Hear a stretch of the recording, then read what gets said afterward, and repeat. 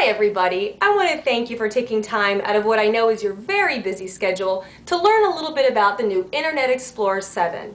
My name's Jodi Harmon, and if you're like me, you woke up one morning, you turned on your computer, you launched the Internet Explorer, and all of a sudden you see this new interface. What is this, and how did I get it? Well, that was a little surprise download for Microsoft. So now you're looking at the interface and you're saying, where are all the buttons that I'm used to clicking? Well, they've either moved, they've been hidden, or maybe there's even new buttons like that little gold star. What is it? And what does it do? How do I use it? So what we're going to do is just learn some tips and tricks. How do I navigate this new interface? And better yet, how do I customize it so that all the little items that I'm used to using are available at my fingertips?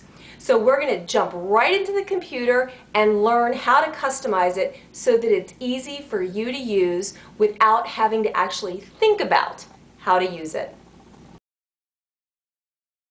So when you first opened up your new Internet Explorer 7, you probably saw something that looked very similar to this.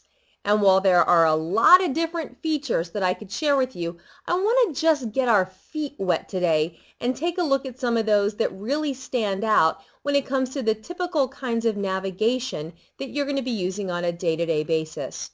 So let's start in the upper left-hand corner. And you'll see that our back button and our forward button have a very different look and feel, but they do serve the exact same purpose that they always have. The key thing to note is that little drop-down arrow to the right of the forward button.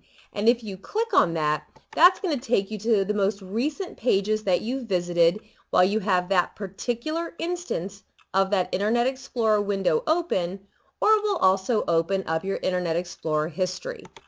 Now, right below there, that's that little weird gold star I was telling you about, and that is not the most intuitive of buttons. But what that does is that if you click on it, we'll show you your favorites. So if you're a button person more than you are a menu person, as long as you remember what that non-intuitive button does, it's a really quick and easy way to be able to access your favorites. Now right next to that is a way that you can organize your favorites. So if you click on the Organize Favorites button, that will let you organize them or add any page that you're currently visiting to your favorites list. So again, they're just kind of shortcut buttons so you don't have to access menus. Now I know you're looking at the screen going, there are no menus, and that drove me slightly crazy when I first looked at Internet Explorer 7, and I promise I will show you in just a moment how to get those menus back. But before we do that, I want to address tabs. And those tabs are something that when I first saw, I thought, I am never going to use those. And this is an example of a tab. It'll always open up with one tab readily available for you. And a tab just lets you access a web page. So just like you did before, you could either go into your favorites or you could type in a web page. So let's go ahead and go to welcomewagon.com. And so you'll see our tab now has welcomewagon.com written on it, so we always know what we're going to find on that particular tab. But if you notice directly to the right, we have this little tiny box, and there we can open up a new tab. So if I click on that, we're going to open up a brand new tab. And if I want, I can use my favorites, again, that strange little gold star, and we could go to, say, move.com instead.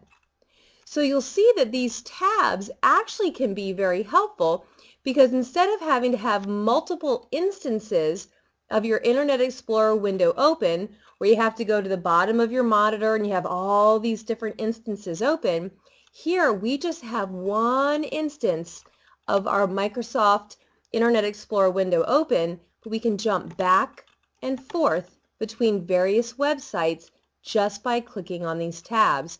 And we can access a lot of different tabs. You'll see they just shrink as we add more. And we can continue to add tab after tab. And we can also close them one at a time as we don't need them.